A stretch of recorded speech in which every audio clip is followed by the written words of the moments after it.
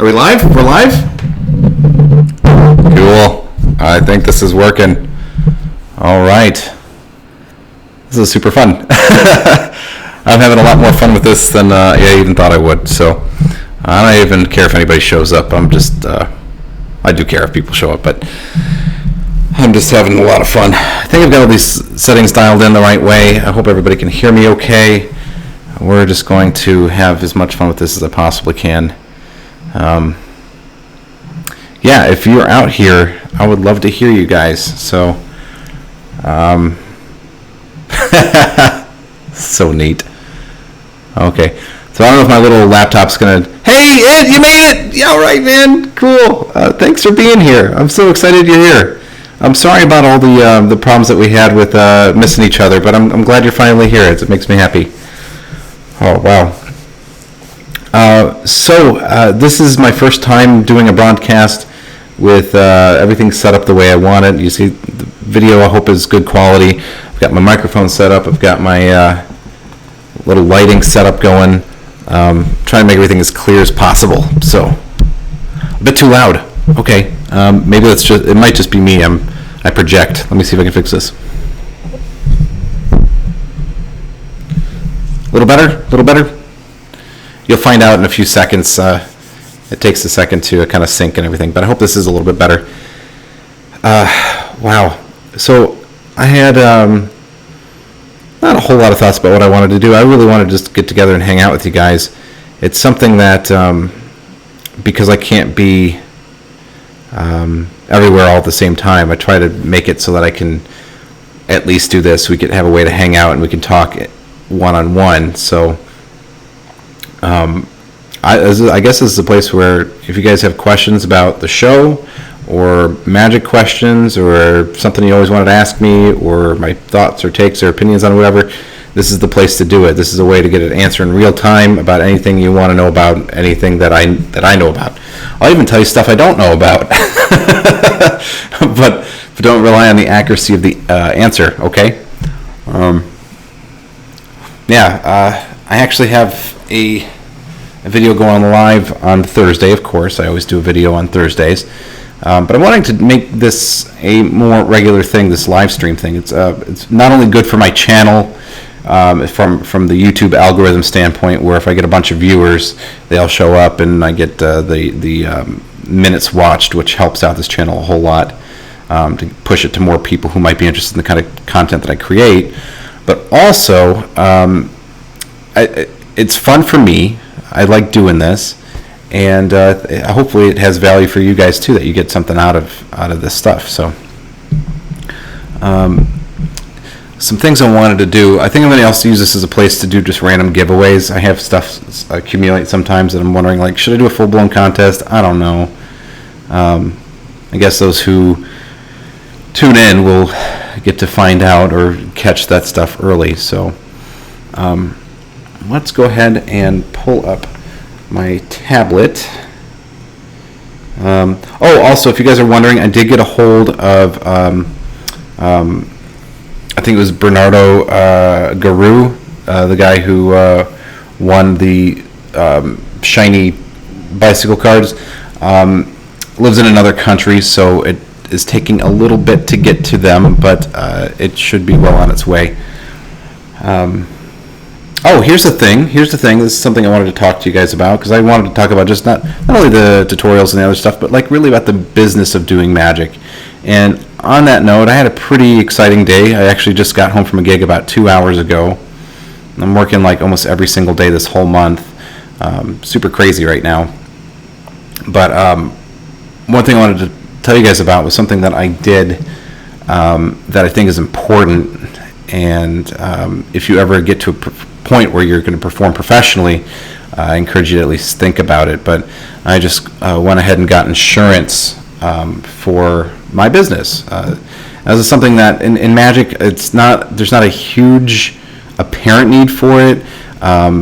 Most people never even think that clients that hire you almost never think to ask about insurance. It's not something that enters their mind, but it is a really important thing to have. Not only from a standpoint of making sure that you are protecting yourself and others that you work with, but also from the standpoint of being a more attractive option whenever you're looking to try to book work. People who have insurance, even if they cost more money per hour or for their services, tend to win out business because of that security or the comfort of knowing, as a client, if I hire you and something goes wrong, it's not going to cost me a bunch more money.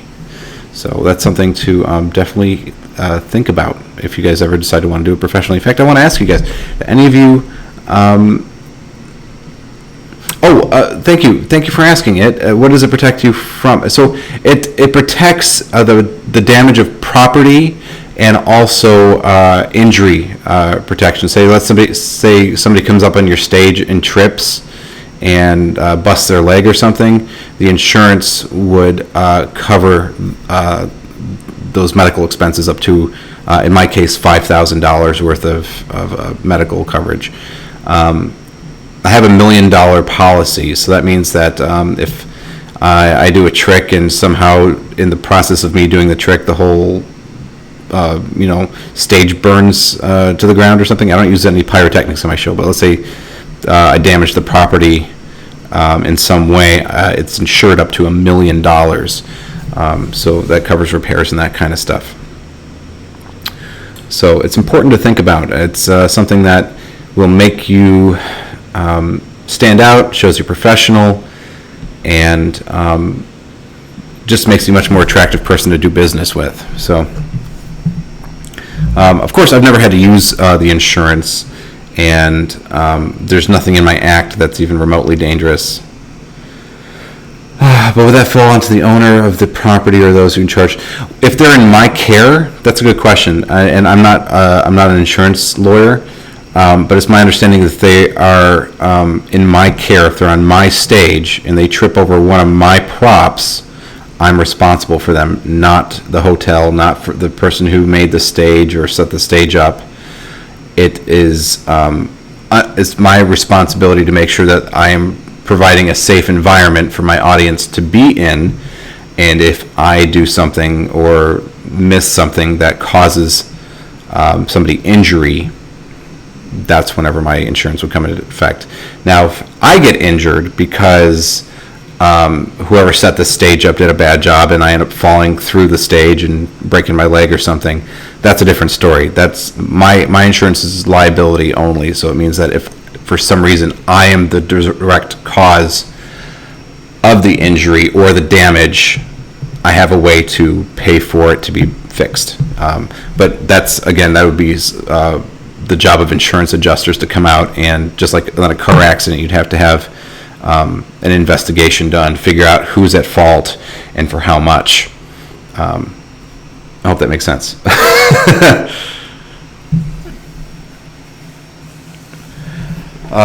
So some of the things I wanted to bring up too. I'm going to step out of frame. This is a big no-no in the world of magic, is leaving an empty stage, but I'll be right back.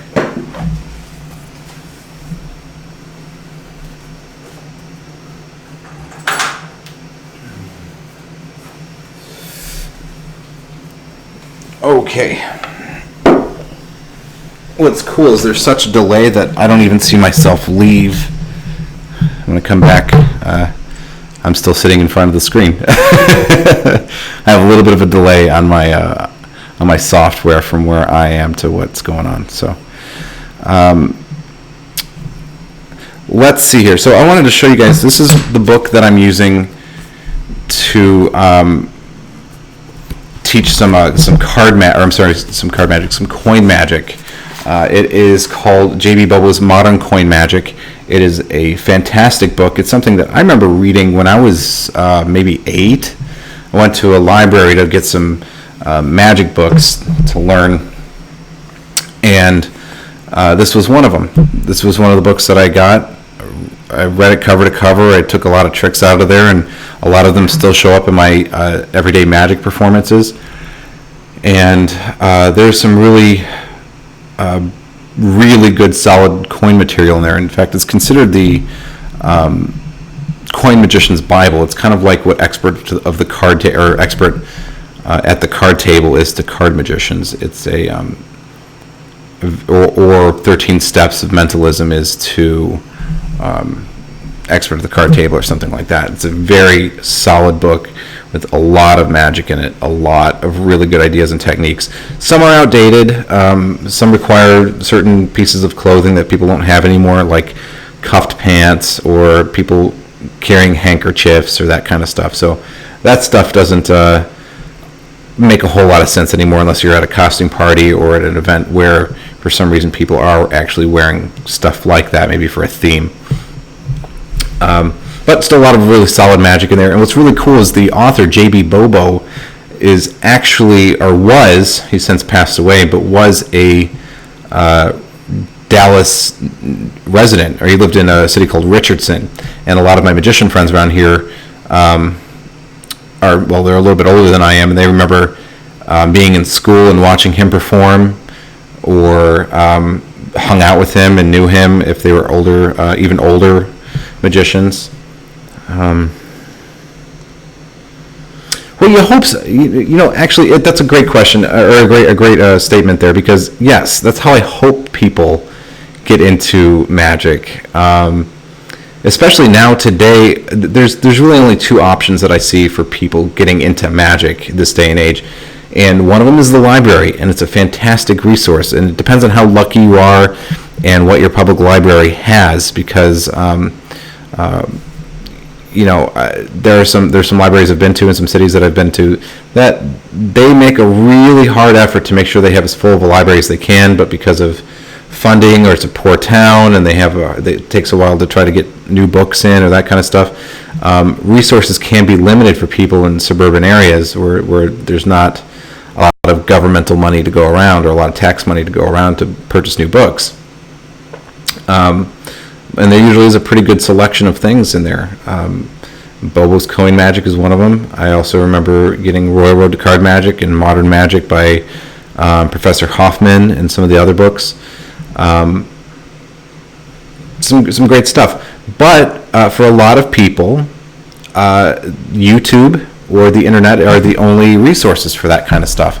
And that's why I'm here. I try to take the past and bring it back to life by putting it in a video format and being able to share my thoughts and ideas in real time, or as a real living, breathing person who has some thoughts about the magic and performs it, and some modern improvements upon things that people might not know about. I'm so studied in the art of magic that I can replace clunky technique with something maybe more refined that I know about. And so that's the kind of things I try to do on this channel, is try to make it more accessible and more modern. If you notice, in a lot of old magic books, and this is for anybody watching this now or in the future, in a lot of magic books, it's just straight text. There are no pictures to go off of. And I don't want to sound like an old fart or anything, but this is considered a very heavily illustrated book too, and there are plenty of magic tricks in this book that don't have any pictures whatsoever. It's just straight text. And I am a bit of an old fart. We live in such a media-rich world now, where you can get a photograph or a video of just about everything. Everyone has a camera in their pocket and can shoot 4K video. That wasn't the case when I was growing up. In fact, the best we had was 480p, as we had just regular standard broadcast television.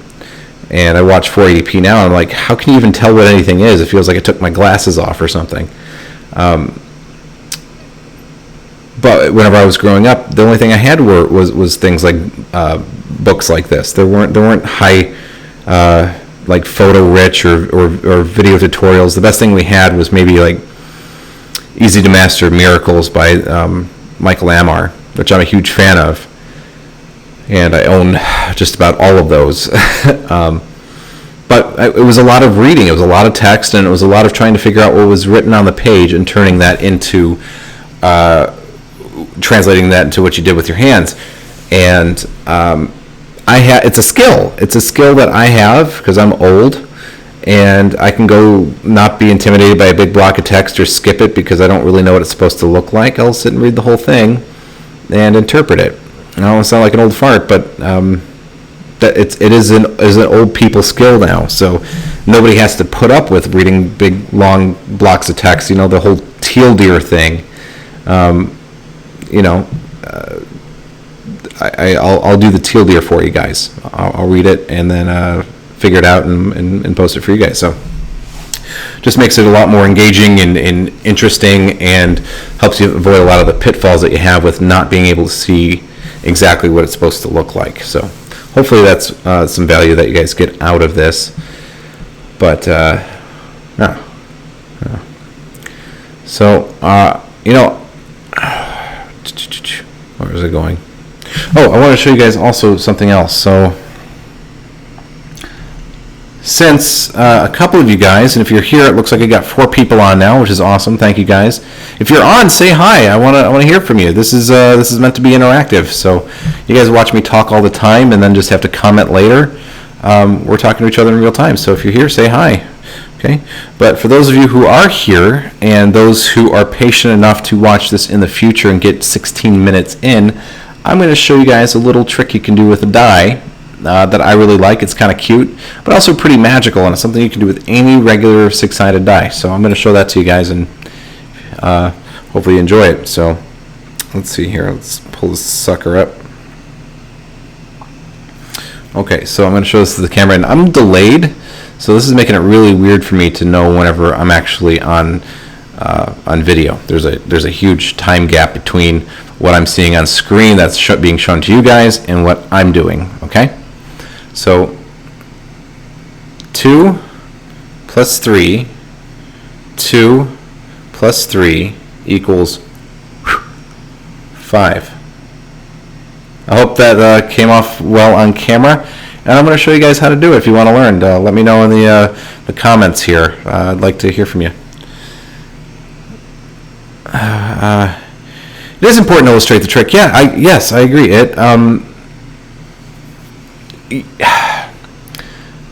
The reason that they used to do big blocks of text, and the reason a lot of older magic books or books that like this that are considered the Bible of whatever branch of magic you want to talk about, whether it's Abbott's Book of Rope Magic or J.B. Bobo's Modern Coin Magic or Expert at the Card Table or Royal Road to Card Magic, which actually Royal Road has a lot more, it seems to be pretty good with pictures or illustrations at least.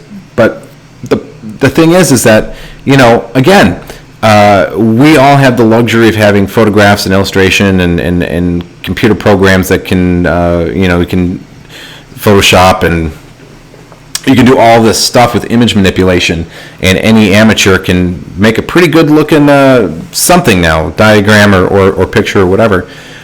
When these books were made, it was an expensive and costly and timely thing to do. It took a long time and a lot of money and a lot of effort to try to put illustrations or photographs into books. And today we just go snip, snip, snip, snip, and then we got all the photos we need for a book or something if we're writing one. But at that time it wasn't true, and these books were written a very long time ago. Some of them, like Expert at the Card Table, was like 1902. So photography is not even that old of a art. It's only a couple hundred years old. I mean, we had daguerreotype, I think, was some of the first stuff that we had. It's only like 250 years old. It's not an old art form at all. And so, you have a book from just a little while ago, and they didn't have pictures. They had maybe illustrations. And so sometimes you get annotated versions of books. Like, I think there's an annotated version of Expert at the Card Table. I think it was done by Martin Gardner. Don't quote me on that. But it's an annotated one that talks about the techniques and the origin of this, or who they think really S.W. Erdnase was, or whatever. And that's a really good volume, and a lot of people really love that because it enriches and livens up and makes more accessible Expert at the Card Table. But a lot of these books are really old, and it's something that, of course, people do now. You won't find any magic book on the market today being sold that, any modern one anyway, that isn't just chock full of pictures or even like links to videos on YouTube or something, and it's in a private form or something that people can type in the URL and see it actually performed and moving and all that.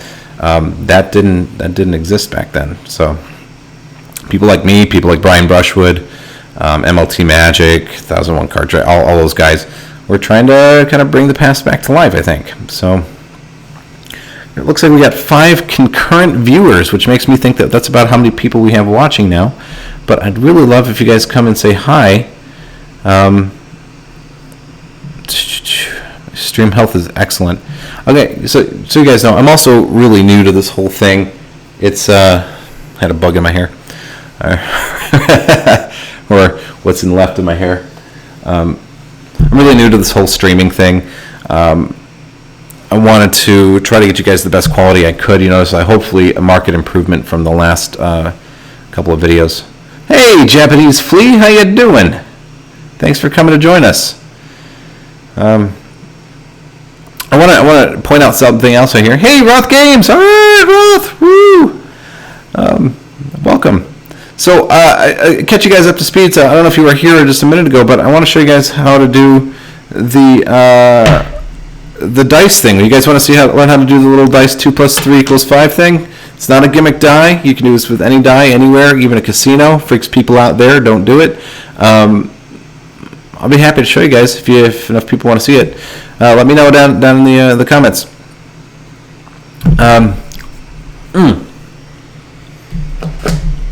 Also, what else? I had a couple things I want to talk to you guys about. Where did I have that?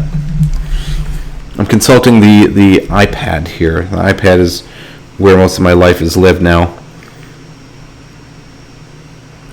So yeah, a couple things that I think are important to making sure you're organized as a professional magician. Some of you guys probably don't even care. You're just here for the tutorials, and that's cool.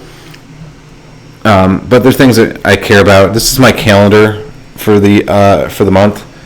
As you can see, that's busy, and it looks like that for the rest until about January, February, and then I'll have a whole new list of stuff to put on there. Listen while driving. Wow. Okay. Well, just be safe.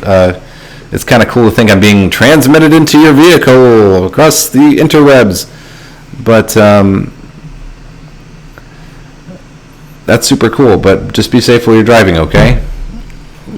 I certainly don't want to be the thing that's playing whenever they, you get in an accident or something. They go, oh, hey, don't want that. So just make sure you're driving, you're looking at the road, okay?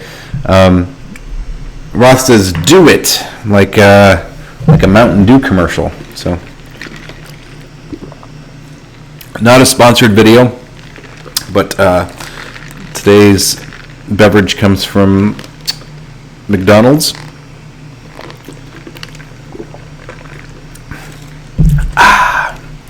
Refreshing, insert beverage name here, whoever has the most money. Let's show you the dice trick. Bum, bum, bum. The dice trick. Okay, so if you have a die, great. Follow along with me. If you don't, then you just have to believe me that this is a real die and this is how it works, okay? So you have to arrange the die in your hand in a special way to make this work. You have to have the 2 facing outwards, okay? The 5 facing towards you, which it'll always be opposite. If you don't know this about a die, opposite sides always equal 7. Okay, so if you're showing the 2 on that side, the 5 has to be facing you. But then you need to know where the 3 is, because depending on if you rotate it which way, of course the 2 and the 5 will stay in relative position, but the numbers on the sides will change. So to do this the right way, the 2 is facing out, the 5 is facing towards you, and you want your thumb to be on the 3. So the 3 will rest on your thumb. That means the 4 should be facing towards your index finger, 2 facing out, 5 facing towards you. I hope that makes sense. Great acoustics. All right. This is the voice of God. Stop diddling your. Oh no. Okay. Okay. There it is. That's demonetized. So the 2's facing you guys, okay? 5's facing me, 3's on my thumb, 4's on my index finger. Now, if I just turn my hand over, of course you're going to see the 5. Makes enough sense. But if I do a paddle move, paddle move, what's this? Paddle move is whenever you do a rotation while you're turning your hand. So what I'm going to do is I'm going to rotate the die like this. So what that does is it allows me to show the 3 is apparently the opposite of the 2, which it's not. And anybody who actually knows how a die works will know that that's shenanigans, but most people don't, so it's not a big deal. So I'm going to show you this from the side. That's the 1, so the 2 would be facing the audience to my right, okay? So when my hand turns over, I'm also rotating the die 1 revolution so that the 3 rolls off the thumb and is now facing the audience. And then I return back to my original position to show the 2 again. 2 plus 3. 2, this is so awkward. 2 plus, I'm going to drop it. 2 plus 3 equals, and then now you're just going to rotate it again, but now you're not doing a paddle move, and then you turn your hand back towards the audience and just show the 5 this time, okay? I know this is really awkward because you're looking at 6 different sides and trying to keep track of everything, but just remember you're doing a paddle move, which is just a rotation or a half rotation as your hand is moving. And what that does is it allows you to, I don't know if this is even technically a really paddle move. It kind of follows the same principle as a paddle move, but I don't know if it's really a paddle move. I think it is. So it allows you to show 2 and a 3, a 2 and a 3, and then boom, equals 5. Just like that. Now, something that's important also is, let's see if I can show you. This principle here, it's called, well, it's actually credited to Di Vernon. He calls it a large action covers a small. It's one of his maxims, or one of his, his sayings about how magic works or how magic can be made deceptive to the eye. And one of his phrases is, large action covers a small. Now, if you just did this in front of your audience, if you just rotated the die like this, yeah, they'd see it, of course, duh. But if you're also rotating your hand, the larger action of my hand turning palm up covers the smaller action of me rotating the die. A large action covers a small. So 2 plus 3 equals 5, right? There it is. You notice I blow on it too. Is that necessary? Yes, absolutely. It's necessary forever. No, so the reason I blow on it is because as a magician, it's my job to help communicate whenever a magic moment is occurring, right? When does the magic happen? You have to punctuate it somehow.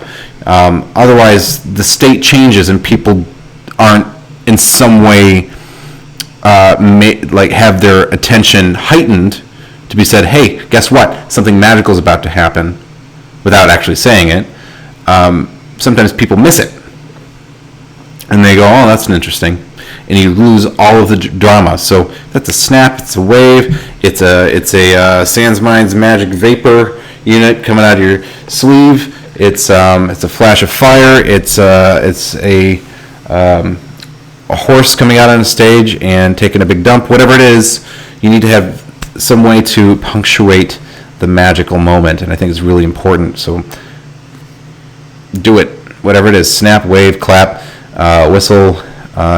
Do a high kick, whatever it is, okay? If you're Jean-Claude Van Damme, do that really awesome high kick thing and then the slow, rotate, come back down thing. Man, I wish I could do that.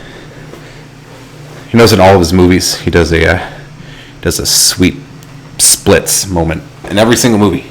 Kickboxer, Bloodsport, all of them. He does a sweet split. I can't do it. I lost a bunch of people as soon as I mentioned Jean-Claude Van Damme. Hey, he was an awesome actor. So I'll reiterate, I've been on for 30 minutes, and thank you guys so much for being here. I love that you are. I want to ask you guys, what questions do you have for me? Great, good tip. Never even thought of that before. Hey man, I recommend the horse coming on the stage and taking a dump. That's the best magic punctuation that I know of. But yeah, so on that topic, let me talk about that, because this is something I don't really know how to do on my regular videos or my regular channel, is the theory of magic. And this is something I've talked about with a couple of people, either viewers of my channel, other magician friends or whatever, and how I was going to talk about it on my channel, because I think it's really important. But there's so much more than just the tutorial. You know, the whole, hey, here's the trick, here's the secret to how it works, and that's it, and that's all you need to be a magician. There's a lot more, and really, you know, most professional magicians will tell you, and a lot of people who do magic coaching, I guess I would be considered one of them, tell you, take an acting class, learn how to act.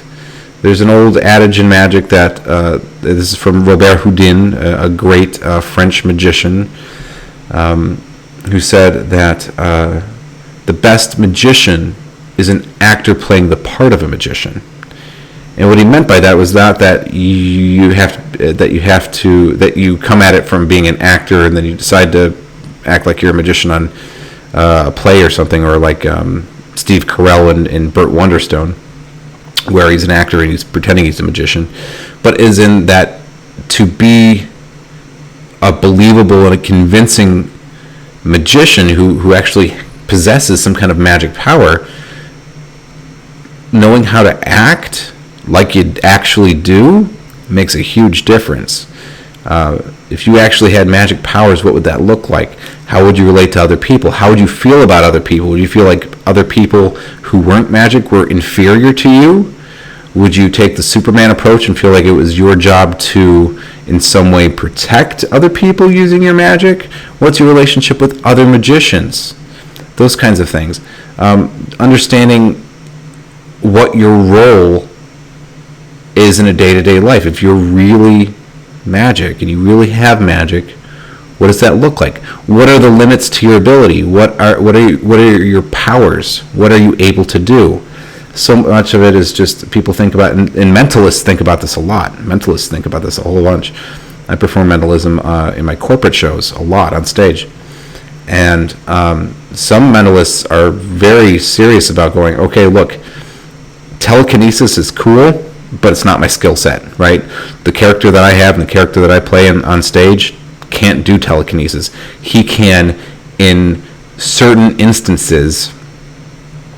I mean, you're making a superhero story up, and you're playing it out. That's really what you're doing, and it's important to do that. It's important to completely conceptualize your character, even if that's just you, and understand what your limitations are, what your powers are, what you can do, what you can't do, what you can do under certain conditions.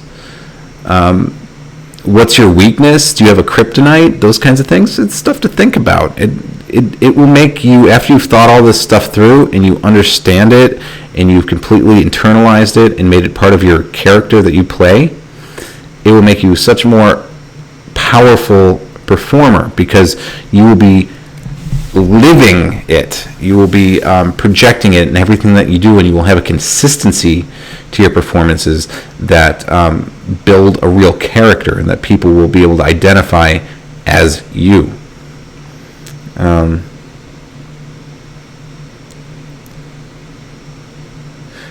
Good patter is important. Good patter is important. The patter has to serve your character. It has to be clear in its intent, and it has to help reveal or move along the story that you're telling with your magic, but it also has to be a reflection of what your character would say or do. Again, you're telling a story.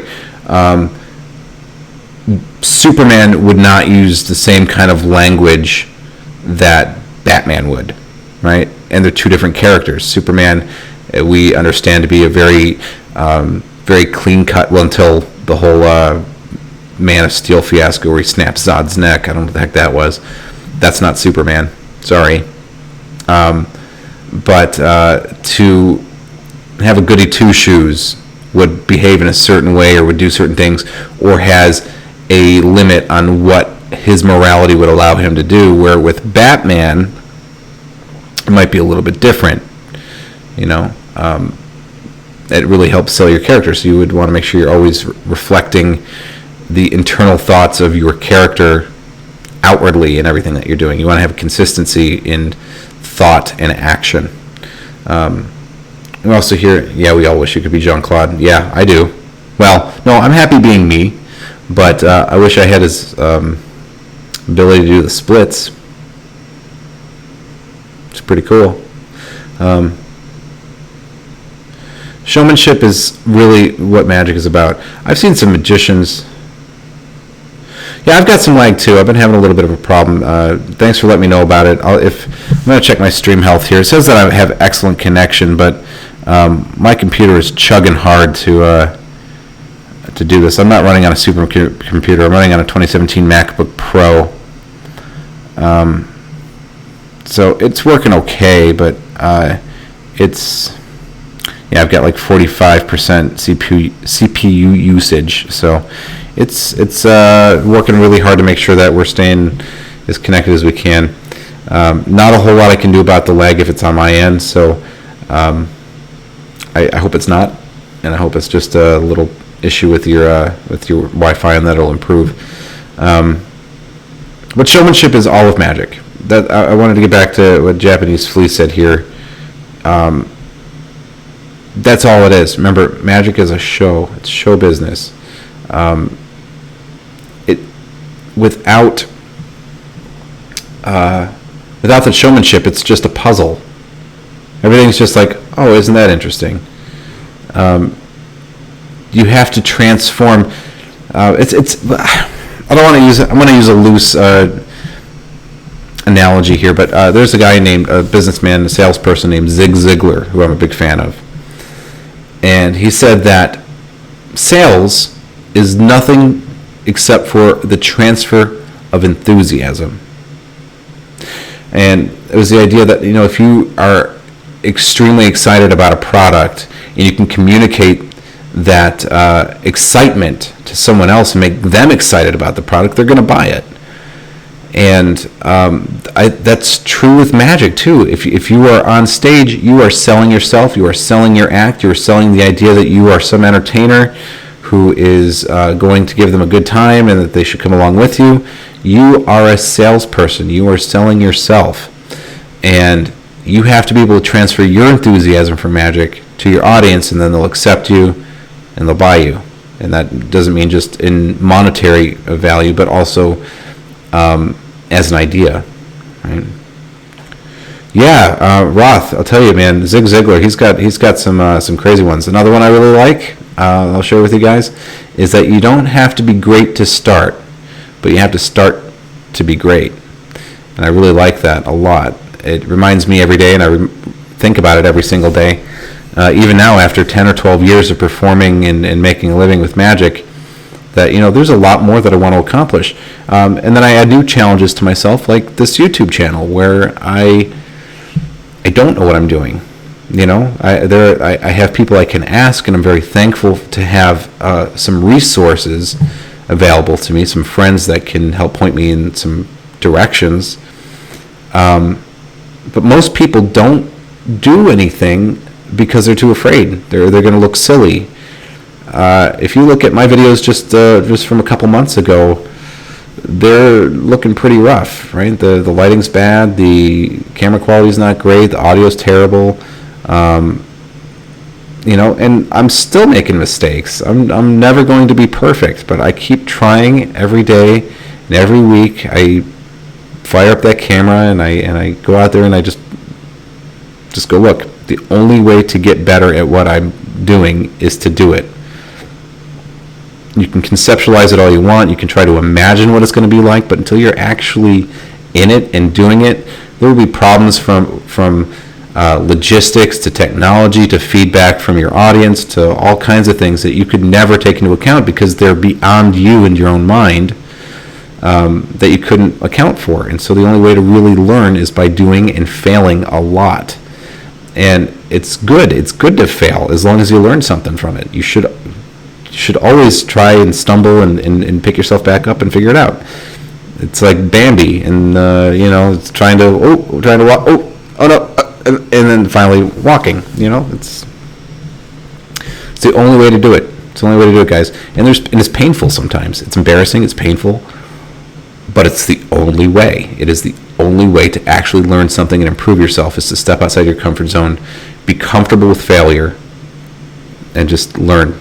So I don't want to. Every time I turn on this camera and I do a live stream, I end up doing some kind of Tony Robbins thing. But I'm talking to myself as much as I'm talking to all of you. It's a constant struggle every day, but I find new ways to challenge myself, like this YouTube channel. I like it. After I master a thing, I try to go and I try to learn the next thing that I can do, and I've always been what my mother and my wife have referred to me as, a serial hobbyist.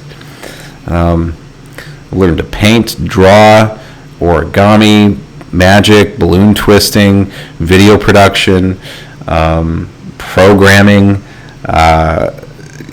whatever weird esoteric knowledge thing. It's part of my curiosity. I think part of the reason I'm a magician is because I like being exposed to new ideas and trying new things and applying myself in new ways constantly. Funny enough, one of the things that inspired me to start my business comes from Tommy Wiseau. I saw him tell someone to simply start. That actually really motivated me. Go figure. Start! Yes! Or I did not hit her. I did not. That's bull. I did not hit her. Oh, hi, Mark. I love Tommy Wiseau. Seen Tommy Wiseau's Joker video. That was crazy, man. He would be amazing. Somebody commented you should get Tommy Wiseau as Joker and Nicolas Cage as Batman, and just make that movie. It would be amazing. It would. I think a lot of people would pay a lot of money to go see that. Yeah, it'd be crazy. In fact, actually, Nicolas Cage was supposed to be Superman. They were going to do a live action Superman movie in the 90s, and it never went through. But I mean, there's some leaks of what the costume was supposed to look like. Some test fittings of Nicolas Cage in the Superman costume. It was going to be crazy. I wish it would have happened. I think Kevin Smith wrote the screenplay for it. It was supposed to be some really cool thing. Except there was supposed to be a giant spider that Superman fights in the movie for some reason, and that's kind of where Kevin Smith was like, that's dumb. So they held onto the idea and put it into Wild Wild West, where that did about as good as you guys think.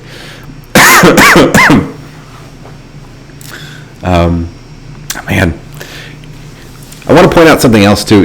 I've been looking at the clock here. It tells me how long I've been live. I've been live for 43 minutes and 10 seconds.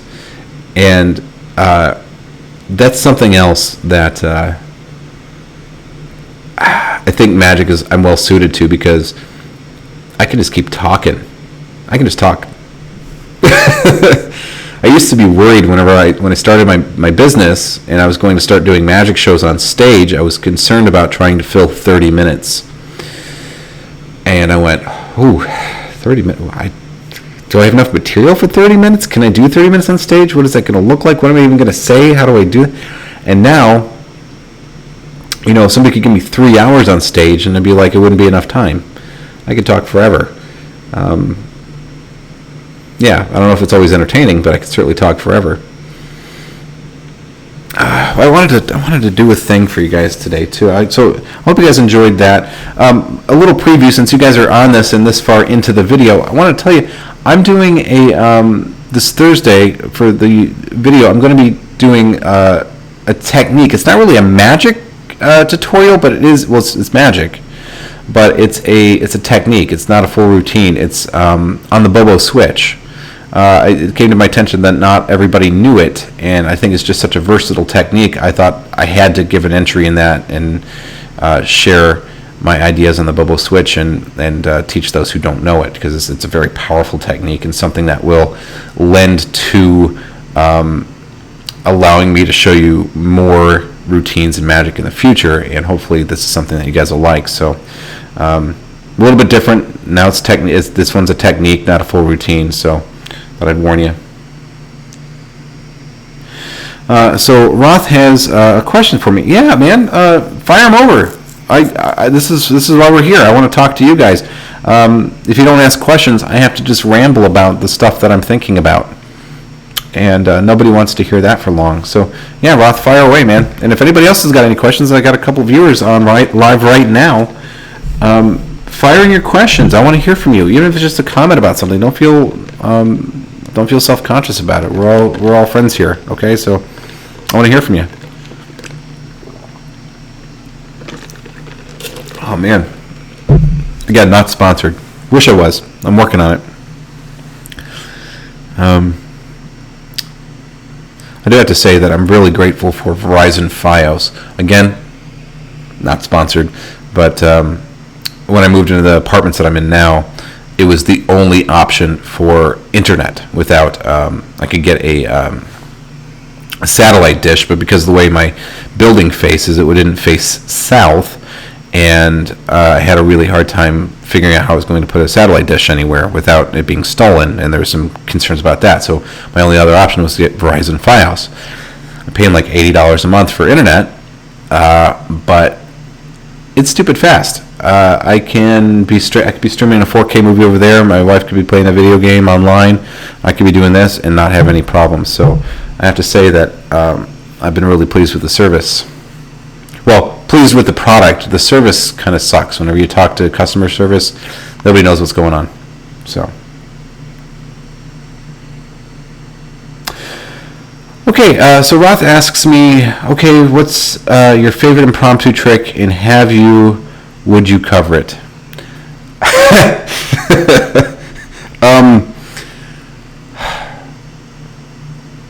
I would love to cover it. In fact, I already tried, and it turns out that there is a, how do I put this delicately?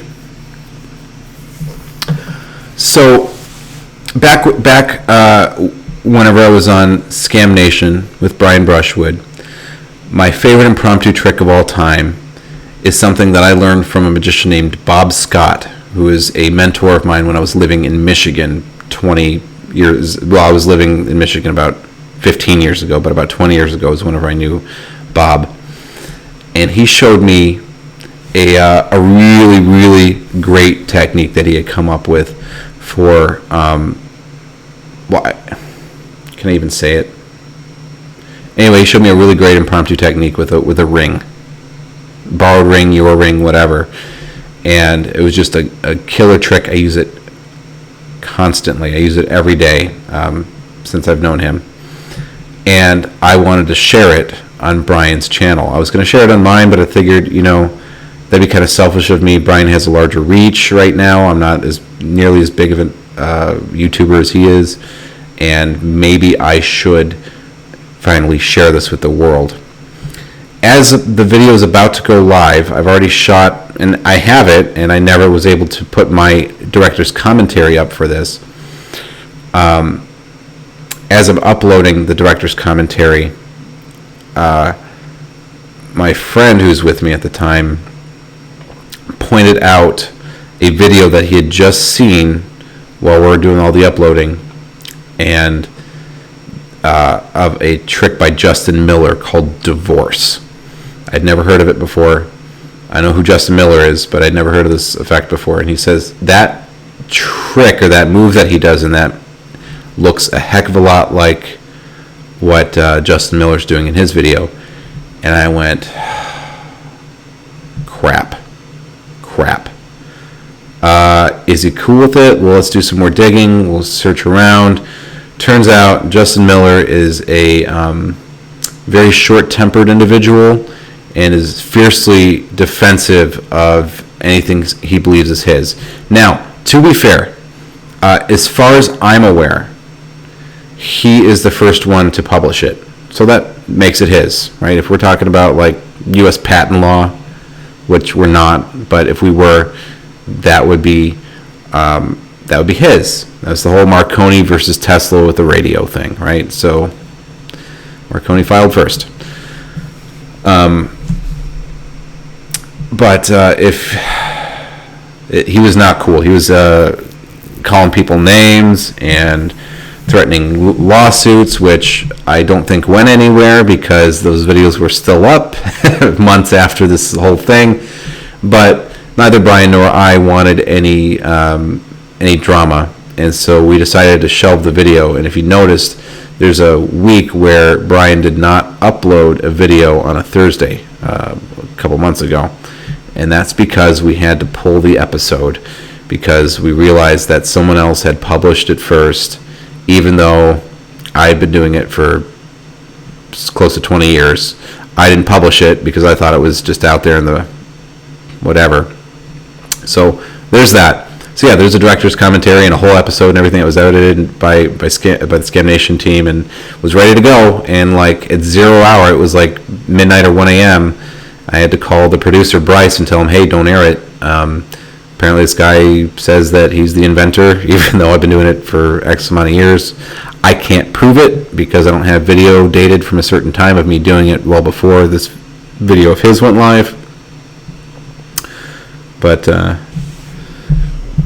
hope that somewhat answers your question. So there's a lost episode of Scam Nation and director's commentary that probably no one will ever see unless Justin decides that he gives up on magic or doesn't care anymore, or we come to an agreement with him, which maybe we will, maybe we won't. Okay, what's the it's the dice trick. Yep, I just revealed it. It's the best impromptu trick ever. That's it. There's no other trick that's better than the dice trick. You're sub from Scam School. Never know which. Oh, so yeah. Japanese Flea. I'm seeing your comment here for sub from Scam School. Thank you for being here.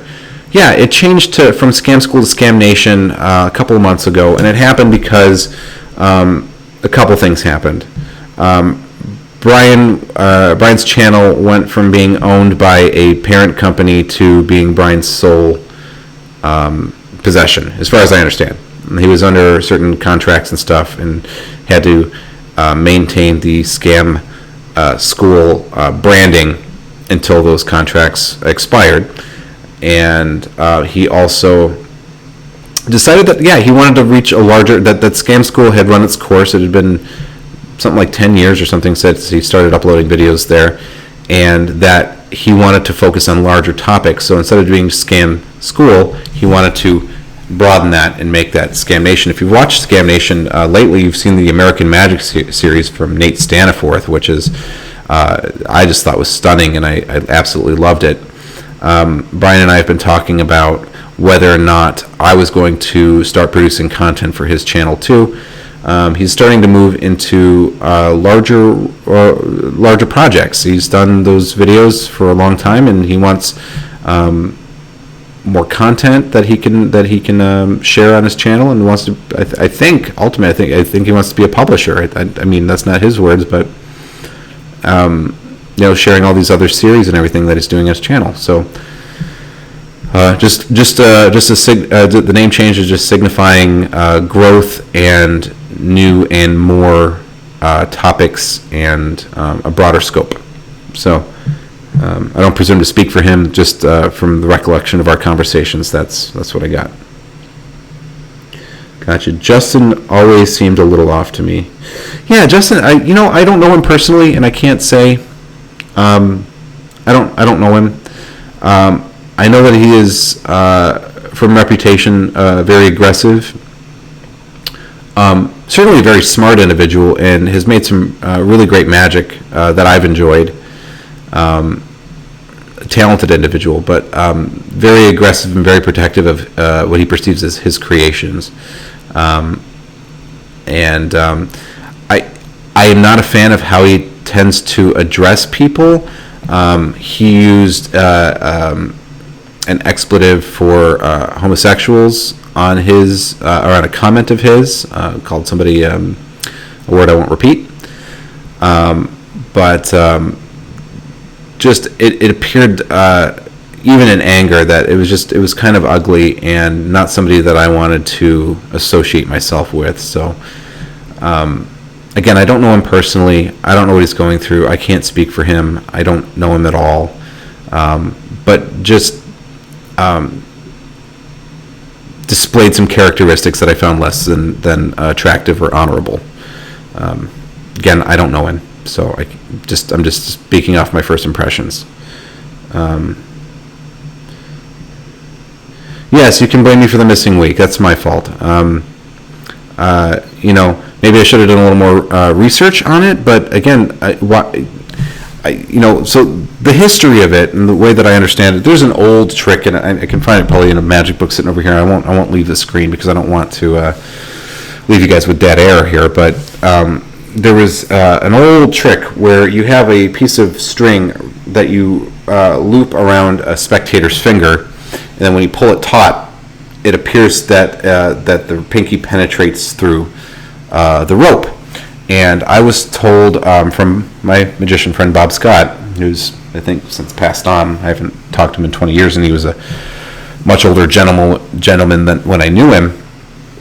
He'd probably be about 102 now if he were still alive. But he told me that he had got the idea for this impromptu trick or technique from that, and that he had worked on it with his wedding band and had come up with what he showed me, and I thought it was really cool, but I was sure there was a precedent for it even before that. Sometimes with love, Bob,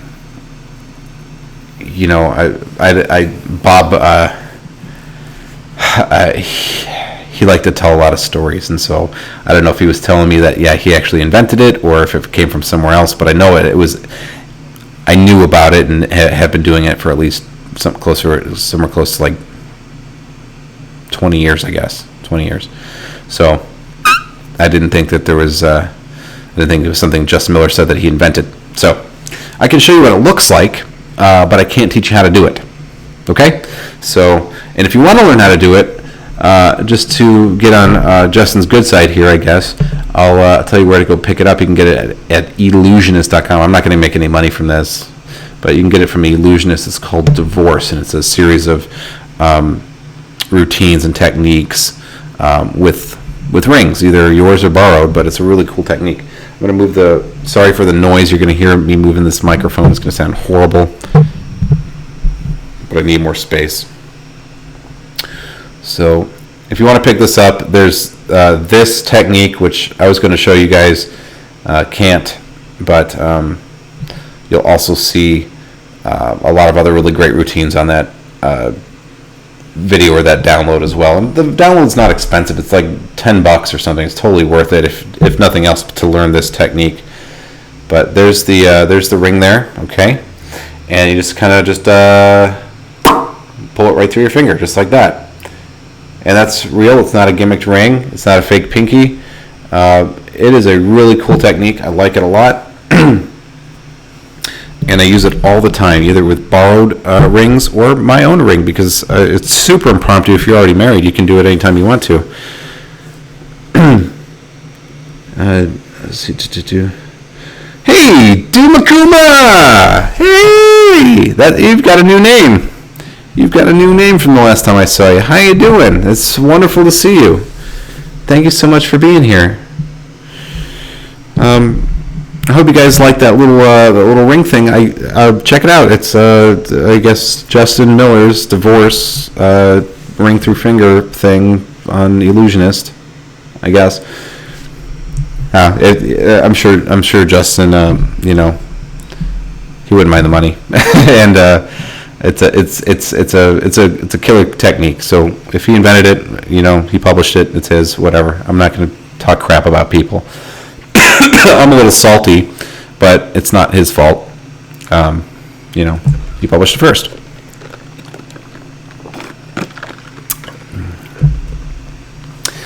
Yeah, that was the name I remembered you. I didn't know if you wanted me to say it out loud, or if you just wanted me to go with Doom. I'm one of those crazy people who in most things goes by his real name on social media and stuff.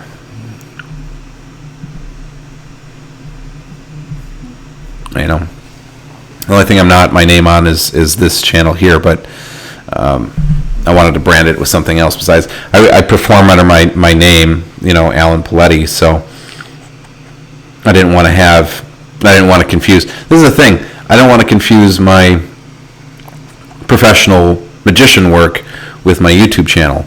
I don't want my potential clients going from, hey, we should think about hiring him for a thing, look me up, and then find out that I have a YouTube channel where I tell a bunch of magic. Of course, it wouldn't affect my ability to still perform for these groups or anything, but it would be confusing to them to see when they think they're trying to see like a testimonial video or a promo of me on stage or something like that, and then see like a bunch of tutorials and stuff for magic. It could confuse what they think I do or what I'm doing or whatever. So I always want to make sure those were clear and separate, so magicians would find the Magic Minute, and people searching for Alan Paletti would find the types of services that I offer. Okay, well, cool. Secret identity. I'm Batman. Oh, I just poked myself in the eye. Oh, that stung. See, that's what you get for messing around. You're not Batman. Batman wouldn't do that. I'm Bat. Ow! Catwoman, that really hurt. Ow. What are you doing? So, oh my gosh, my eye. That really burns. So, oh my gosh, I'm sorry, guys. Give me a sec. It feels like my eye is bleeding. It's bleeding clear blood. Oh. Yeah, tears. That's what that is. See, Batman is a bit tougher than I am. In a lot better shape.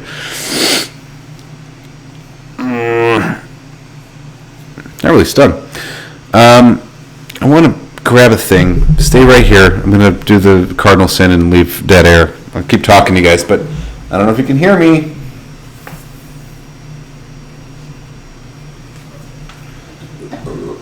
Stay right there. I'm coming back, okay? I am coming back. I wanted to show you guys something. This feels like a little show and tell. Every time people come over to my house, friends and everything, yeah, man, I just poked myself in the eyeball. I think it scratched my cornea. Probably going to have like, you know, some kind of reconstructive surgery or something. No, I'm fine. It burns, but it's I'll live. I wanted to show you guys something kind of special to me. Every time I have people come over to my house, even my friend Joe, he's the only one that comes over and visits me anymore. But whenever he comes over, it's always a show and tell kind of thing. I will go, hey, look at this neat thing, or look at this neat thing. I haven't got to show him any of my video production equipment yet. He hasn't been over here since I started my YouTube channel, really, and well, since I've started doing my live stream, and has never seen my video production stuff going, you know, live and out and everything. I don't have a dedicated room, as you can tell. The background changes every single week. Sometimes it might be the bookshelf with all the stuff back there. Sometimes it's behind my desk where you see I have the poster up on the wall. Sometimes it's here where I have this thing, this little halo thing.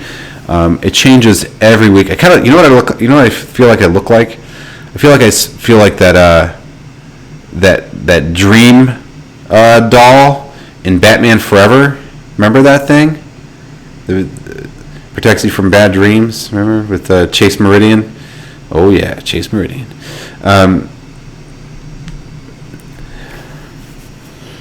Yes, shirt collars, no joke, man. Shirt collars are dangerous. You can kill people. You gotta be careful with those things. Anyway, what I want to show you guys is I want to show you this. This was the first magic book that I ever bought. Ever. And it's quite old. I want to find the print date, but it is very old. And I'm going to find it for you right now. 1985, okay? I was born in 87, so this book is 2 years older than I am, okay? I found this at a yard sale when I was a kid, okay? I was probably, hello from Germany! Hello from the United States of America, more specifically Texas. Hello. Thank you for coming to join us. I'm really glad you're here. Excuse me. Two-Face Harlequin from Batman. Yeah, you know what I'm talking about. The Two-Face Harlequin from Batman. I was talking more about Chase Meridian, but yeah, see the with the head gear thing. Yeah, that's what I look like. Except hairier and balder in certain places, and life size. But yeah, so this is a very old book, but something that's very important to me, and I learned a lot of really cool magic from it. And this was like the first, like, I wouldn't call it serious magic book because it's like intermediate, beginner to intermediate magic. But it's one of the very first books that I remember having like a good swath of different types of magic in it, and it really gave me a lot of diversity and versatility in the type of magic I was doing. This was like one of the first things I got after a magic kit that had just, the couple tricks in there, the ball and vase and the cups and balls and, basic versions of all those effects. And this was the first book that really taught me some more stuff. And it's called The Magic Handbook by Peter Eldon. It's published by Aladdin Paperbacks, which is I guess a subsidiary of Simon & Schuster. And it is old. It is very old and well loved, and the spine is broken, and all the things.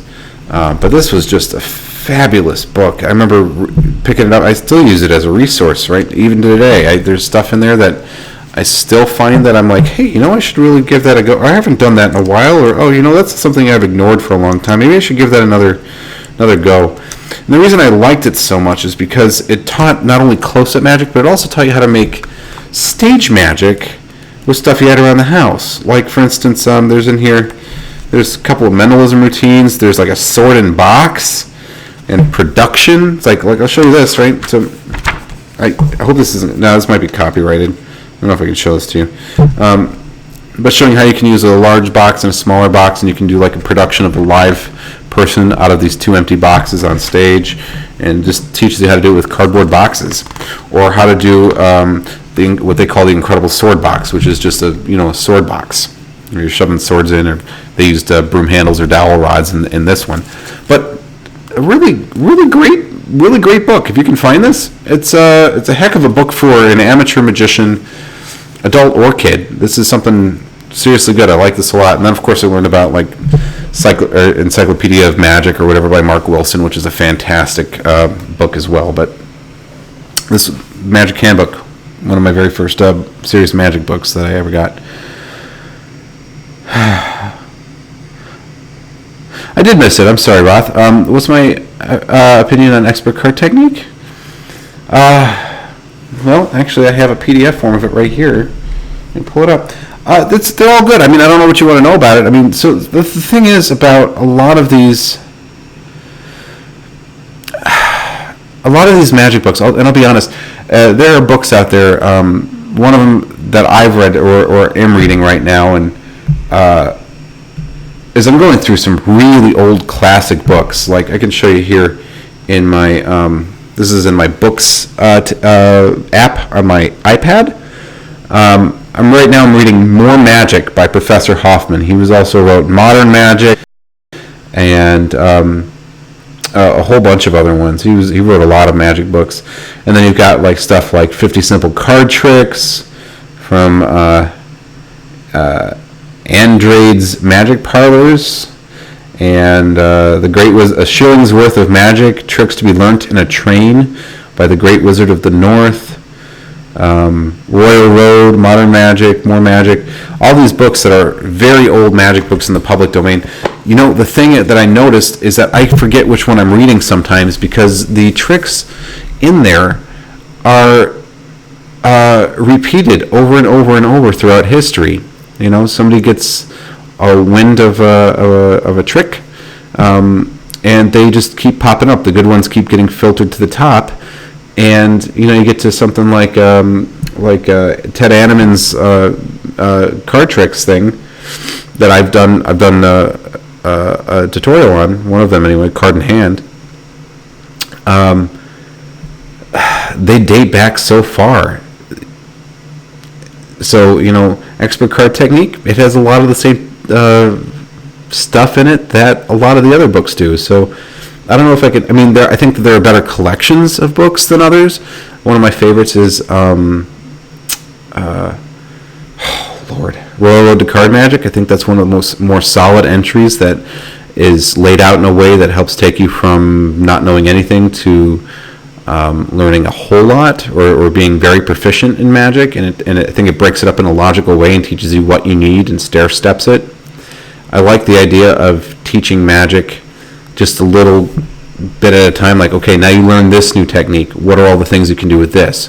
Okay, now if you add this technique on top of the other one, what all kinds of crazy permutations can you do now? And doing it that way, because that forces you to really learn the versatility of each technique that you learned, and not just learn it because you're a move monkey and you want to know every move out there, but what can you do with those moves in combination and in concert with one another to create more and more powerful Magic. So one of my favorite books on that is Royal Road. I really like Royal Road. It's in the public domain. It's a fantastic book. If you don't have it, you should get it. Links in the description. But I'm just kidding. There's no links in the description. But yeah, Expert Card Technique, it's great. There's also, I think there's like 5 volumes in that, right? There's like Expert Card Technique 1 through 5. It's Frederick Browie and I'll forget the other guy. Ugh, that's not good. But they're all solid entries. Some of the techniques in there I feel like were filler. I've seen some techniques like having a card rise from a fan or whatever. There are very few non-gimmicked card rises that I like. In fact, I can't think of any. I think Rudy Kobe has one that's kind of interesting, but only he can perform it. So I don't know. I don't know if that answers your question. No, those are just my thoughts on it. Yeah, Andrew Mayne did have a DVD series where he taught that stuff. That was I have that somewhere. It's great. He does like the saw in half, like the one man sawing in half illusion, and the production of like a mini bike that you do, and all kinds of other crazy stuff. That is a solid book for anybody trying to get into stage illusions. Or I'm sorry, not book, DVD. It's really good, and you should pick it up. Andrew Mayne has done some really great stuff. You know what I really like about Andrew Mayne's work is I really liked Ghost Bills. It got some mixed reviews. Not everybody liked it, but I really enjoyed Ghost Bills. I think that's what it's called. But it was like a $2 $1 bill penetration. I think it looked absolutely gorgeous, and I used to use it a lot. I've since given it up for other methods or other things that I do now. I try to cycle through my Magic because I get a lot of repeat business or people I see often, and so I like to have new stuff. But a couple of years ago, I was performing that all the time. If I look away from the screen and go quiet, it's because I'm reading your comments. So just know I'm still here. I'm still paying attention. I'm not distracted. I am distracted, but for good reason.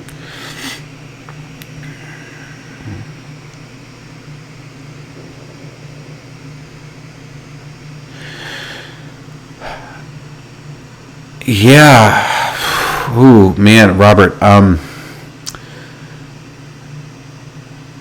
So, yeah, Daryl's videos on Magic, his Fool or Doers series, which you're probably thinking or talking about. Daryl was a fantastic magician. He was called the Magician's Magician, and he was.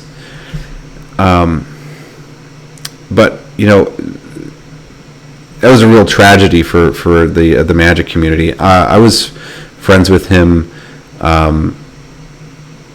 both Facebook and LinkedIn, and we had a couple interactions with each other throughout the years. We knew similar people, or both linked to Brian Brushwood and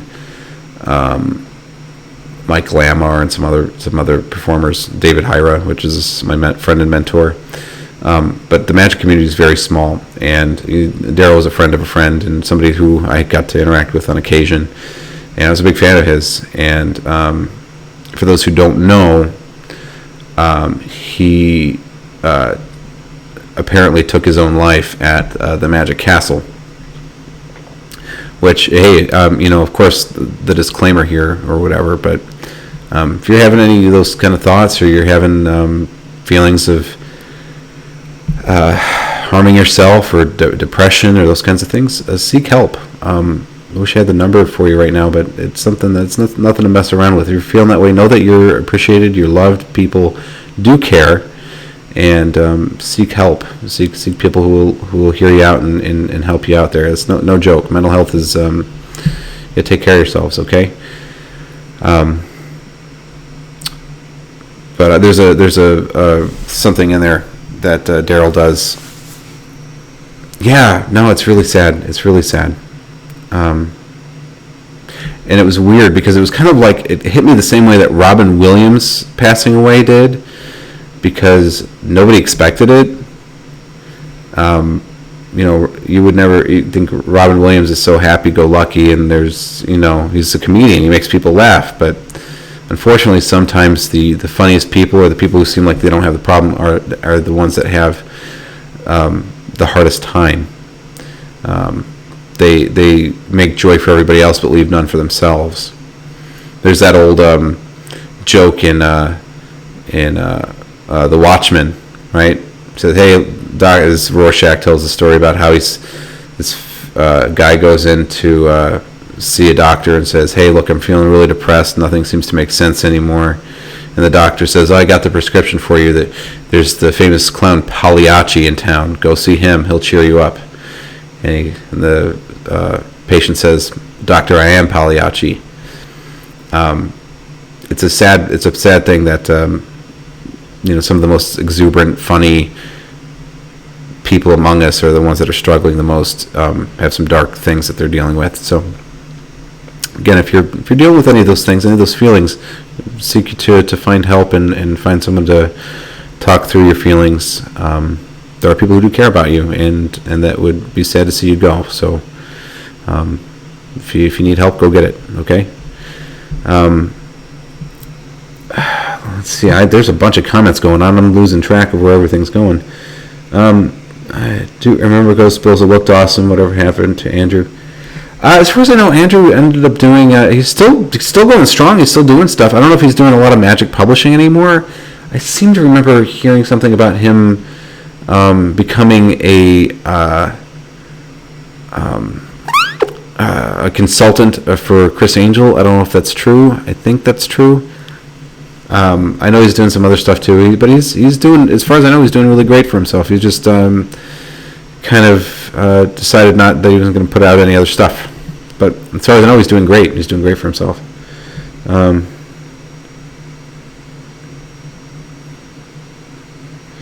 Yeah, I never got to meet him, but he had great content. Super sad.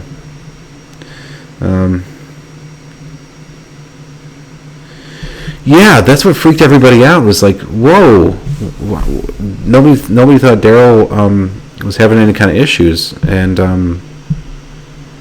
just weird. Really freaked me out. National Suicide Prevention Lifeline. Thank you. Yeah, if you're feeling those kind of feelings. Japanese Flea, thank you so much for posting that. That's really awesome of you. All right. Yes, I'm going to show that. Yeah. Thanks for sharing that. Really appreciate it. Thanks for looking that up. No joke. Some serious stuff. I have some friends. Thankfully, no one very close to me has harmed themselves or anything like that. But I do have close friends who had close friends and family who have taken their own lives or have hurt themselves, and I see what kind of effect it has on them. It's yeah. There's also the story of Etika recently. That broke my heart. Still haunts me thinking about it. A guy, I just feel like, if somebody would have been able to talk to him, or he would have been able to talk to them, and they would have taken him seriously. He had that funny channel or whatever, and everybody thought he was just goofing off and everything. And unfortunately, it was just too late before anybody found out that he was having some real issues. And fortunately, what happened to him. So thank you for sharing that, Japanese Fleet. Appreciate it. Let's move on to happier topics, shall we? Let's.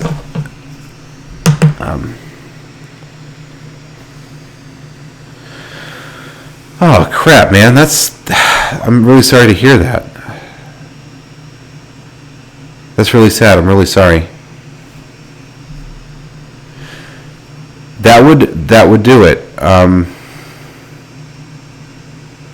Yeah, I can appreciate that, man. Robert, that's really sad. I'm sorry to hear that. I'm sorry that your friend felt like that was the only option that they had, and that you lost a friend. That's some tough stuff. That's some really tough stuff. Yeah, again, I'll reiterate. I don't want to make this whole thing about suicide, of course, but that's tough. I'm really sorry to hear that. And Japanese Flea was awesome enough to share the National Suicide Prevention Lifeline and the phone number. So if you need to talk to somebody, talk to them. They're there to help, and there are a lot of people who do care about you and would be sad to see you go. Really. So there's that. Let's talk about.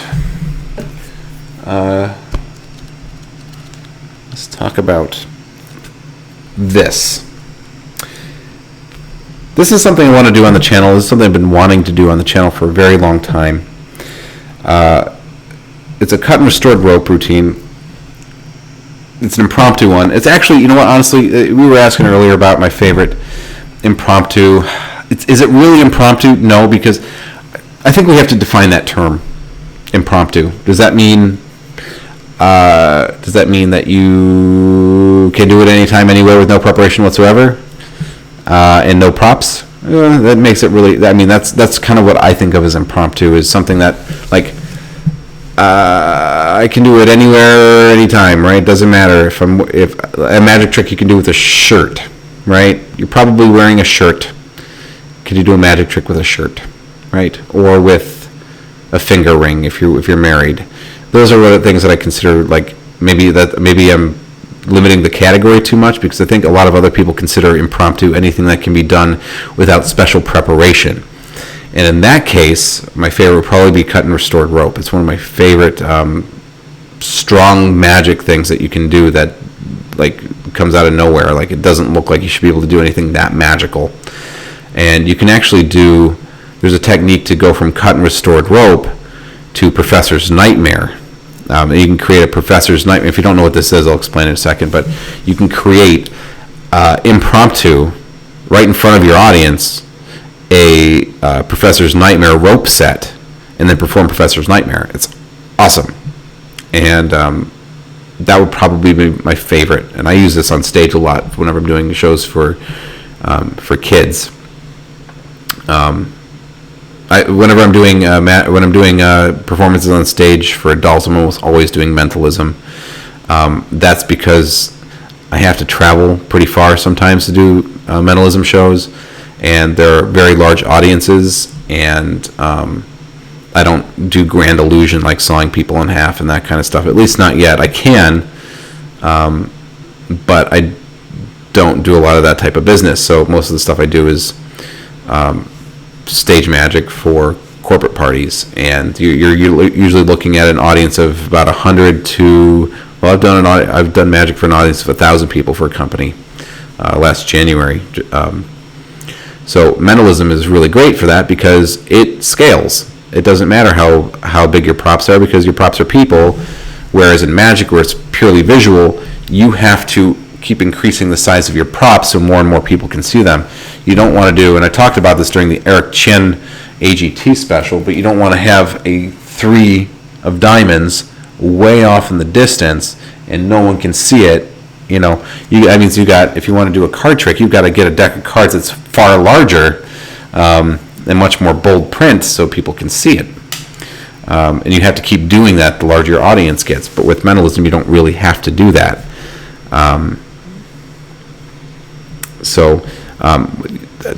But for children's shows or small, impromptu gatherings or whatever, I really like the cut and restored rope, and then going into a professor's nightmare from there.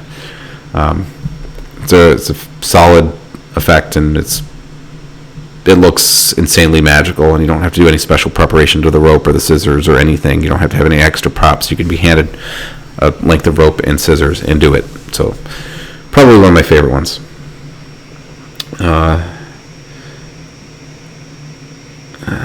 No gimmicks or props, yeah. I'd say semi-impromptu. I'm going to say prep, not props. It's true, Gildas, you're absolutely right. But whatever you're doing that, absolutely, you can. Juan Tamariz, I don't presume to be Juan Tamariz. He can. But something that he's doing, if you notice, is he is structuring his routines in such a way that he is getting the audience members that are closest to him, who are interacting with the cards or whatever, to act in a certain way or reveal certain information at a certain time. If you have a deck of cards, honestly, if you're sitting in the back row or you're sitting in the balcony or something, in a large theater, there's no way that somebody can see the print on that card or see a color change. They can't. It's physically impossible. So with the aid of like a camera that blows it up on a screen, which I know he does a lot, or using or selecting material that can be presented on a large scale. Like for instance, Mac King does his invisibility cloak routine. It's just a cards across. Where, and I've done a cards across on this channel, but he does a cards across that appears in, basically it's the technique taught in Paula Harris's Art of Astonishment. But when you have something like 3 objects disappear from here and appear over here, you're really using the people as props then, which is the same thing I would do in mentalism, right? You're using the people as props, and that they can verbally say, or you can see clear actions of things happening. Then you have a way to present something that's small in a larger way. But you do have to think about what kind of effects you're doing and how they scale or magnify, whether that be through the actual size of the props or using the people as props. Mentalism is great because I don't have to worry about any of that. As long as the person that's helping me on stage can be heard, then it doesn't matter. If I say, hey, look, you're thinking of the color blue, the average the average wing beat of an unladen swallow, and your quest is to seek the Grail. If I tell them all those things, then and they say, yes, that's amazing, and you hear them react, that's enough for the rest of the audience to believe that the magic has taken place, because it's only about the exchange of information and what I know when, and so it doesn't rely on anything visual necessarily. So there's that. That's why I like mentalism. It also packs extremely light, and if my luggage gets lost, I can go to Staples, and for $50 I can rebuild my show.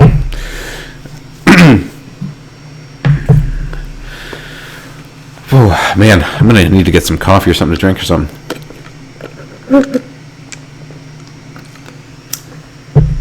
My goodness.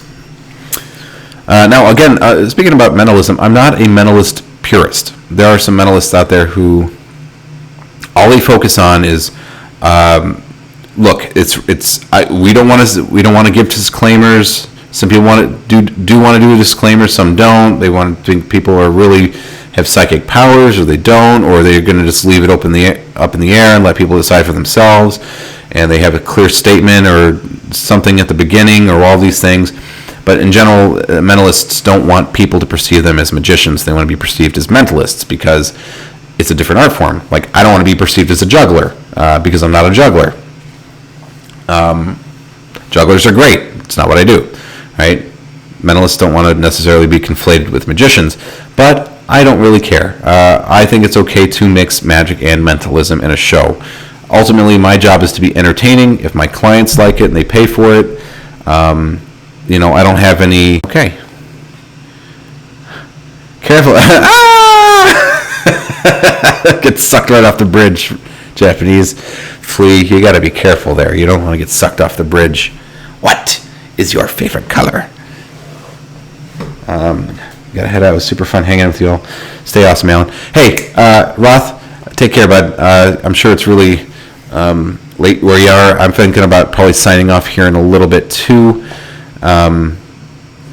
Thanks for coming to join. I hope that you got some value out of this. So thanks very much for hanging out with me for this long. It's been really cool. So thank you.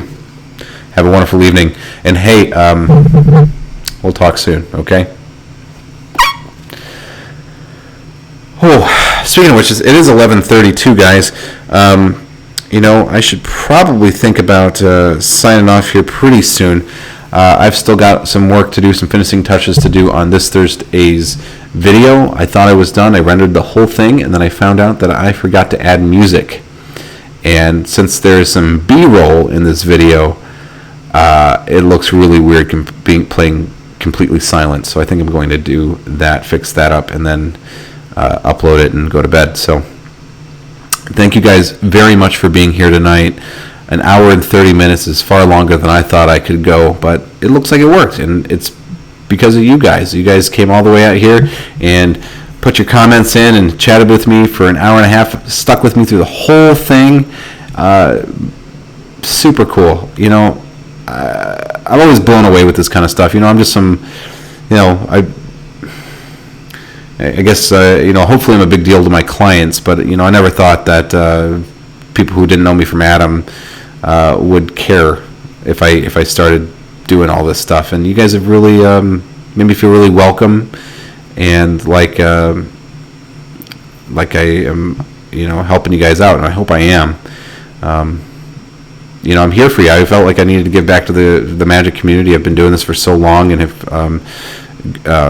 profited greatly from my time as a magician, and they've been given all kinds of amazing opportunities, and I just wanted a way to give back a little bit. So hopefully I'm doing that for you guys, and I want to hear what you want or what you need from me and what I can offer you guys that will help you out with either questions you have about how to make a certain trick work, or could be everything up from that all the way to, I got my first paid gig. What the heck do I do? How do I do this, right? How do I get a contract and a deposit, and how do I comport myself with this show?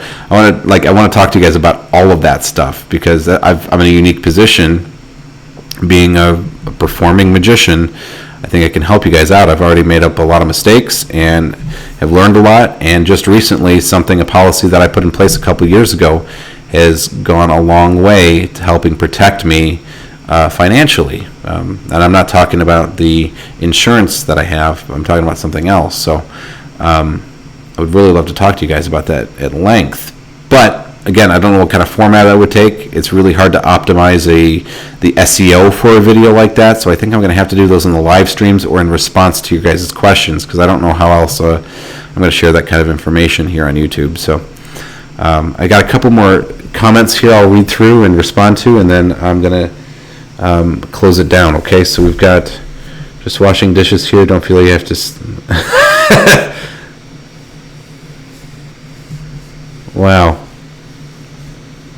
Well, cool. I'm glad that hopefully I'm making your chore experience a little bit better. I actually do that too. I set up my my iPad on my little stand, and when I'm doing dishes or when I'm cooking or whatever, I like to watch whatever video on YouTube's going on. Sometimes it's a live stream. Sometimes it's just some pre-recorded video. But I always try to pick a long one that I'm interested in, because I might be doing the chores for a while. I missed the beginning due to the time difference, so I'll give you my full feedback once I've watched the full video. But I saw was really interesting. Thank you, Gildas. I really appreciate that. Man, you're a trooper if you're going to sit here and watch the whole hour and 34 minutes. But I really appreciate it. YouTube counts watch minutes, so that goes a long way towards helping me out and helping push this content to more people. The more people watch and the longer they watch, the more YouTube thinks I'm doing a good job. So thank you, and hopefully it was interesting, and hopefully it is interesting, and that we'll be able to do this more often. And yes, I put the baby to sleep. Good. Yeah, I hear I have that effect on people that I can talk for a long time about absolutely nothing. That is one of the skills that I have. I can talk forever. But I'm glad I put the baby to sleep. Thankfully, mine is asleep too. That's why I have to do these at 10 p.m. I figured I have people all over the world now. Of course, I've got Gildas, which I know lives out in Germany, and Japanese Flea. I don't know if you're in Japan or if that's just your name. Maybe I'm missing some kind of pop culture reference that I should be hip to, and I'm dumb or look like a dork now. Yeah, no, I know I have people that watch from all over the world and in different time zones here in the United States, and I wanted to set it at a time where the kid was in bed and wouldn't come out and disturb, that I was probably not going to be at a show because I do a restaurant gig on Tuesday nights, but it ends at 8 o'clock. I get home about 8:30 or 9. I know I have enough time to pop on this and do a video. I'm probably never going to get booked on a Tuesday night for something later than 10 o'clock. And I thought, around the world, people got jobs. They're not going to be able to watch during the middle of the day. I know a lot of you guys can't make my videos on Thursdays at noon because you're at work probably. So I get that. I see most of my video views go higher up several hours afterwards, but I chose Thursday at noon, and it seems like I kind of need to stick to that unless I hear otherwise. Hey, Robert, thank you. So I guess I'll tell you guys that I don't talk a whole lot about my personal life here on YouTube. I like keeping those things separate, but I did, of course, mention that baby number 2 is on the way, and we found out that it is a girl, and we even have her name. Excuse me. Baby number 2 is a girl, and her name is going to be Clover. That is set in stone. That's what we've decided, and we're really excited. We can't wait to welcome her into our family and get to meet her and know her. She's due in April of next year, so not that much longer. It's going really fast, and if you have kids or you're going to have kids, or you're pregnant or you have a spouse that's pregnant, try to enjoy this time as much as possible because it goes by so fast. My son's already 2.5 years old. It's like, wait, what? How did that happen? Like, I remember pulling you out. Like, how are you 2? It's very bizarre. And that's not the reason we decided to have a second one, although we do miss babies because they're super sweet and need you for everything, and they're little cuddle bunnies. But we wanted to kind of level the playing field out. Wanted to give Everett a sibling. We wanted to give him a sibling. Everett's my son, by the way. But we wanted to give him somebody that he could grow up with and play with and share with and have family besides mom and dad, because, well, though I plan to live forever,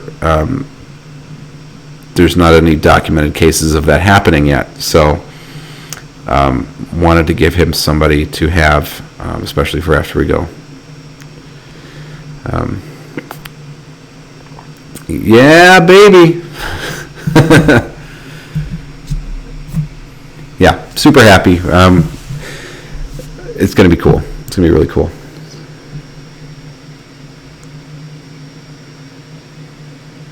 Yeah, Doom, you're not wrong, man. My little brother, and this is gonna be freaky, okay, or it's freaky for me at least, because my little brother, he is 4 years my junior, just about 4 years my junior, and what's weird is that him and my wife were born 2 days apart from each other, and so whenever I think about my brother and helping my parents change his diaper and that kind of stuff, and seeing him as a baby and remembering him as a baby and realizing that my wife is the same age as my little brother, it used to freak me out a lot. But a 4-year age difference is not really that weird after you're adults anyway. When you're, adult legal consent. My wife's 27 and I'm about to hit 33 here, so yeah, or 32. I don't know. But yeah, it's not it's not that weird, but I do have those little flashbacks from like, wow, no, I remember having memories from like when I was 2 or 3 years old and realizing that my wife wasn't born yet. It's kind of weird. I caught, in fact, if I wanted to talk about this because it reminded me of Dane Cook was on Jimmy Fallon the other night. Totally unrelated to magic, but it was great because he was talking about his girlfriend. I guess Dane Cook is about 47 years old, and his girlfriend is 19, 20, and he made the joke that he said, "Hey, where have you been all my life?"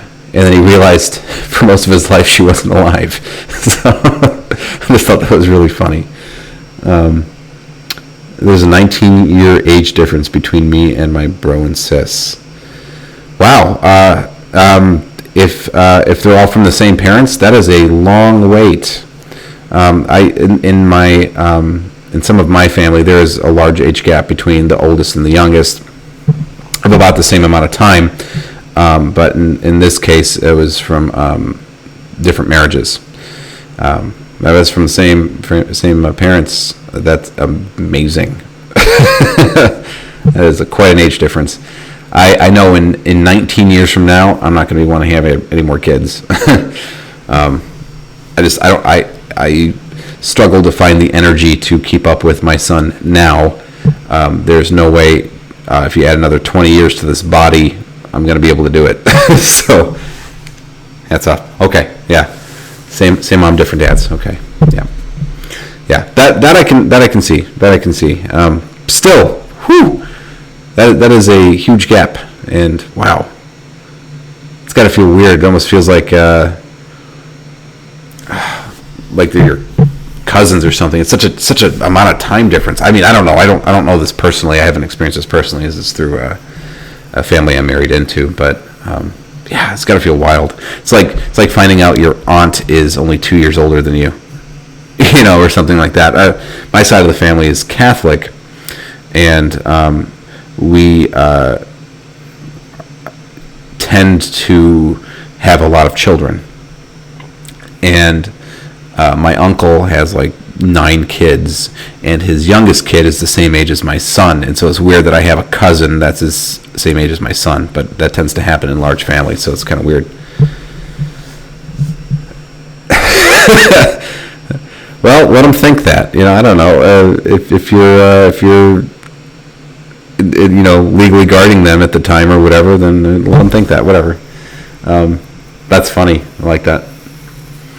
Well, you guys, it's been an hour and 43 minutes that we've been doing this, and I really appreciate you guys being here, but I need to sign off. I've got to finish up that video for Thursday if you guys want that to go live at the regularly scheduled time, and I need to sleep. I've had a long day full of work, and then, of course, 2 hours talking with you guys, which I love doing, not a chore, but I'm certainly starting to feel tired, so I want to get that finished up before I pass out.